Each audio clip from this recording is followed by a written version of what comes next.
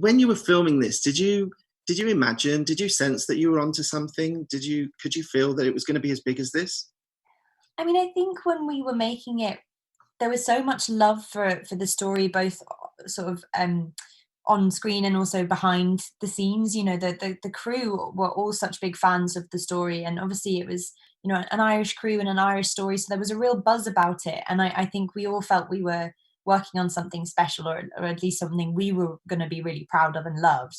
But I think we never really, I knew that readers of the book would come to it, but I think I never really expected it to be quite so far reaching. That has been something that I'm like can't really get my head around, to be honest. So it's amazing, really. And obviously, we're sort of stuck in lockdown at the moment. Is there something? Are you going to celebrate somehow? Are you getting back with everyone together? Is there a sort of a reunion planned for when this is all over? Yes, we've had the odd Zoom cocktail party, but it isn't quite the same to celebrate. So I think the first thing on the list is to properly just have a fun time, have a party, because I think, you know, none of us, we all work so hard on the show and we all love it so much. So for other people to be moved by it is just the most incredible thing. So I think, yeah, that is first on the list, is having a celebration. And then looking back at the first season and your experience on set, when you look back at it in 10 years, what's the one moment that will stand out for you, the one memory that you'll take away for always? I mean, I think the one thing that will probably always stay with me was when we wrapped in Italy. The final scene was me cycling, and it was Paul had finished, and I it was just a shot of me from behind while I was on my bike, and I got off, and I didn't realize that that was the final shot. And I looked around, and Paul came out the car, and he was crying, and everybody was crying. And Catherine, our producer, said she'd never worked on anything where the whole crew broke down. But I think we were probably all very overtired, but we all were very emotional. So I think, yeah, that on a hill in Italy in the sunset will be something I'll always remember. Now, I need to talk to you about Connell's chain as well.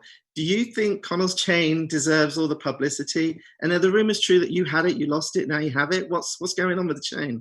So actually, I never lost it. I think Paul forgets that we had to do pickups, and I had to bring it for that. And then Lorna, our costume lady, kept hold of it, but she recently posted it back to me. I do think it's a lovely chain. I mean, I think it's like you know. I mean, it's from Argos. It's not like it's not like I didn't quite expect when we were filming it for it to be. You know, I would have been more careful with it when I handed it over for pickups if I had known it was going to be such a kind of sought after object. But I mean, you know, I like a bit of jewelry on a man, so I think it's nice enough. I am, that has been something that I have found increasingly hilarious. I think we never expected quite the reaction to that chain that it's got. It's good. It's got its own emoji. It's I incredible. know, I know. Also, obviously, there's 41 minutes of sex, and everyone keeps talking about it. Did you warn your parents? Were you surprised that so much has been made about this?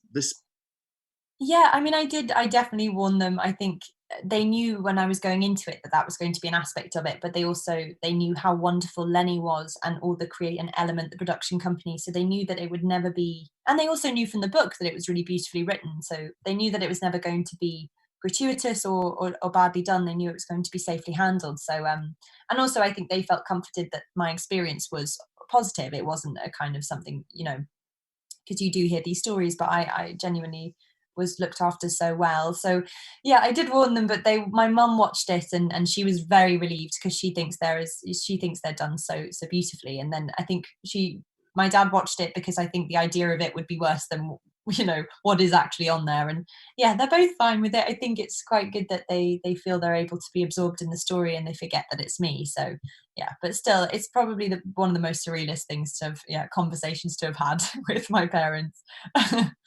Gosh, I'm being wrapped. Season 2, will it happen? I don't know. Sorry.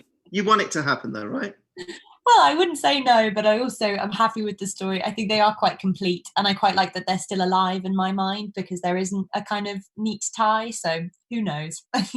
Thank you. Congrats Thanks, again. thanks very much.